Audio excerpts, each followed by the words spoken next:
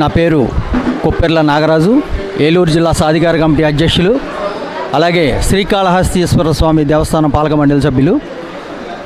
ఈరోజు మేమందరం కూడా మన జిల్లా కలెక్టర్ గారి ఆఫీస్కి రావడం జరిగింది.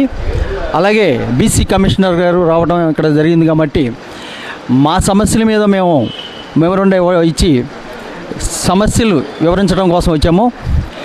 ఈరోజు దాదాపుగా స్వతంత్రం వచ్చి 74 సంవత్సరాలు అయినా కానీ బీసీలు 140 కులాలు ఉన్నాయి. ఆ కులాలకి ఇంకా కొంతమందికి క్యాస్ట్ సర్టిఫికేట్ కూడా నోచుకొని కులాలు ఉన్నాయి. వాళ్ళందరూ కూడా న్యాయం జరగాలి.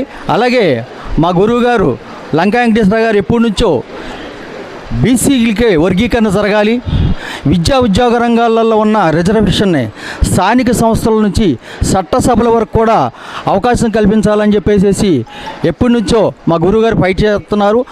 ఆయా సార్తో పాటుగా మేము అందరం కూడా కలిసి ప్రయాణం చేస్తున్నాం. మాకు ఎప్పటి నుంచో ఉద్యోగ రంగాలలో కానీ విద్య విషయంలో ఉన్న రిజర్వేషన్ని ఖచ్చితంగా రాజకీయాలకు కూడా మాకు కల్పించాలని, స్థానిక సంస్థల నుంచి చట్టసభల వరకు కూడా రిజర్వేషన్ కల్పించాలని చెప్పేసి ఈరోజు మా సమస్యలు వివరించి, అలాగే నాయి బ్రాహ్మణులకి ఇంకా సమస్యలు చాలా ఉన్నాయి. ఒక 15 సంవత్సరాలు నుండి కత్తి పట్టుకుంటే దాదాపుగా 35 సంవత్సరాలకి కంటి చూపు కోల్పోతున్నారు. వాళ్ళకి ప్రభుత్వం 50 సంవత్సరాలకే పింఛన్ ఇవ్వాలని చెప్పేసి చెప్పడం జరిగింది. అలాగే బీసీలకి 50 సంవత్సరాలకే ప్రభుత్వం ఇస్తానని చెప్పడం జరిగింది. దాన్ని త్వరగా అమలు చేస్తే బాగుంటుందని చెప్పేసి చెప్తున్నాం.